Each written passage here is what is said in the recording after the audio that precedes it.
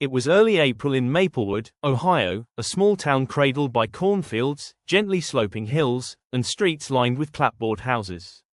The air carried a chill from a lingering winter, mixed with the scent of freshly turned soil and maple blossoms trying to convince everyone that spring had arrived. The clouds were scattered, the kind that promised sun and rain within the same hour, and the local diner's neon sign flickered like it knew the week would be full of surprises. Tommy Keller, 42, ex-high school gym teacher turned part-time poultry farmer, was standing in his chicken coop, leaning on a broom and squinting at the newest batch of eggs.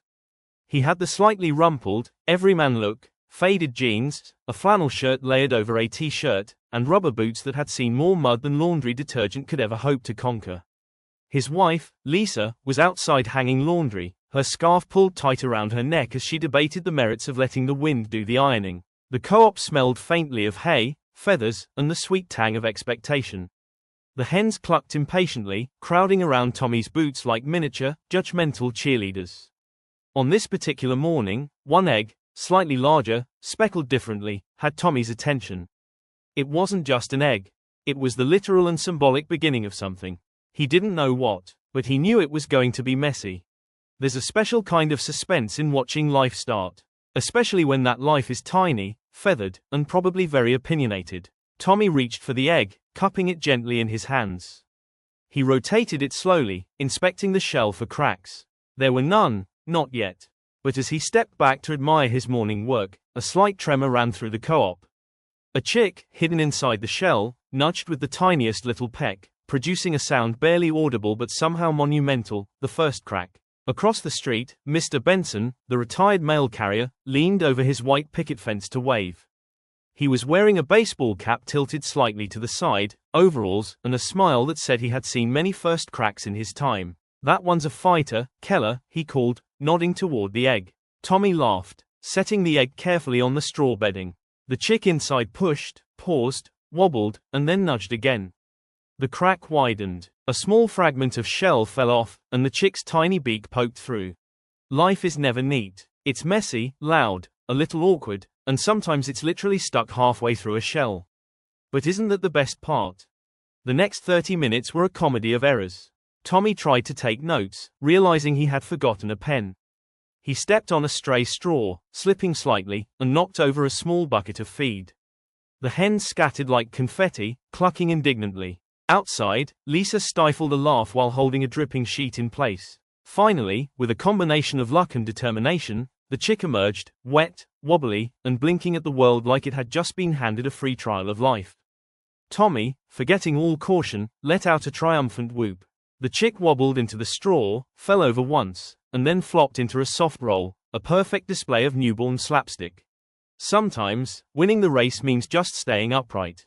For everyone else, it looks heroic. For the participant, it's mostly gravity. The neighborhood kids had gathered by the fence, sticky from maple sap and mud. Maggie, a 10-year-old with pigtails and a permanent scowl that only softened for kittens and tiny chicks, leaned in. "It's alive," she whispered. "Tommy, yes, and it's going to teach you a lot about perseverance, patience, and the dangers of stepping in chicken poop. They say the first crack is the hardest. But the second, third, and 40th cracks. That's where the real comedy, chaos, and life lessons come in." Welcome back to Maplewood, Ohio, where a chick is teaching everyone about persistence, and nobody asked for the lesson. Spring deepened in Maplewood. The sun rose later, the morning smelled of wet soil and fresh grass, and the occasional breeze sent dandelion seeds flying across the front lawns like tiny parachutes of hope.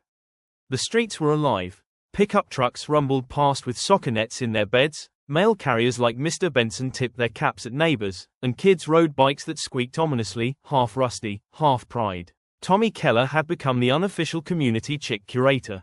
The chick, now named Peanut by Maggie, who insisted that tiny, determined, brown things deserve snack names, had grown into a bold, curious little bird, still awkward on its feet but full of personality. There's a truth in every small town. If you do something remarkable, no matter how tiny, word spreads faster than the speed of Wi-Fi. Peanut had a habit of escaping the co-op.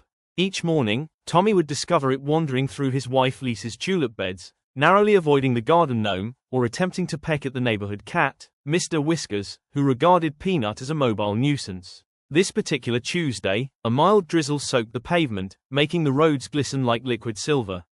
Tommy, wearing his mud-stained flannel, tracked Peanut across the yard as it hopped in determined circles.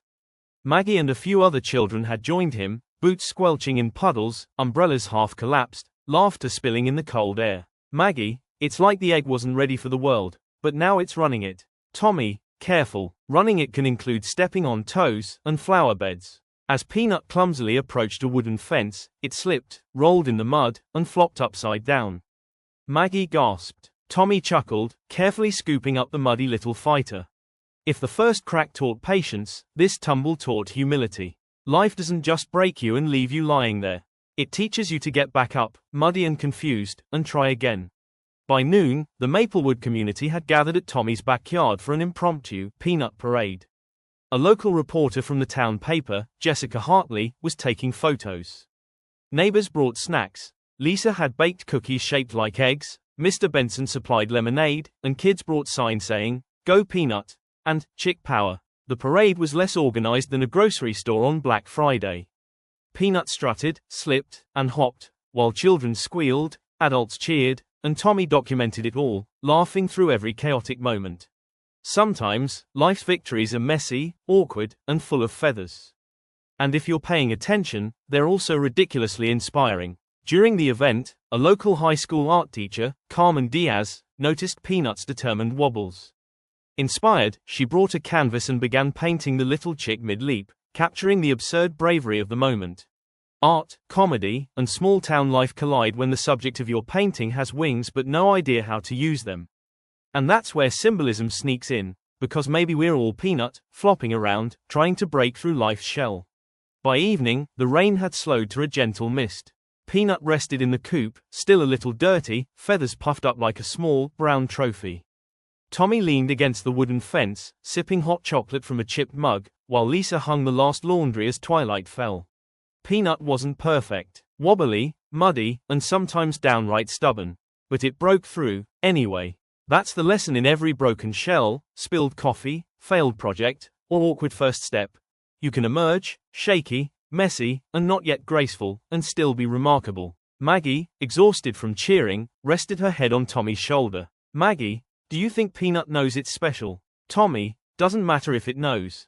We know, and sometimes, that's enough. Like and subscribe if you want to be happy and motivate.